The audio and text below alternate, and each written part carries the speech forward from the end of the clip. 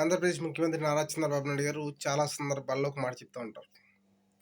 Hyderabad Shamshabad airport నా వల్లే వచ్చింది. And Hyderabad outer ring road అది కూడా నా వల్లే వచ్చింది అని చెప్పేసి.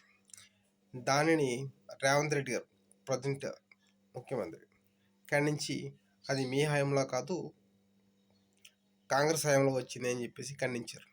అంతేగాని దాన్ని తీసుకొచ్చింది అప్పటి ముఖ్యమంత్రి వైఎస్ రాజశేఖర రెడ్డి గారు అని చెప్పేసి ఎక్కడ స్పష్టంగా చెప్పడం మనం గమనించలేదు. నేను చూస్తున్నాను చాలా సందర్భాల్లో ఎక్కువసార్లు సోనియా గాంధీ పేరు ఎత్తడానికి ఇష్టపడతారు, కానీ తనకంటే ముందు 2 పర్యాయాలు ముఖ్యమంత్రి అయిన రాజశేఖర రెడ్డి గారి పేరు ఎత్తడానికి రేవంత్ రెడ్డి గారు ఇష్టపడట్లేదు. అది నా ఒపీనియన్.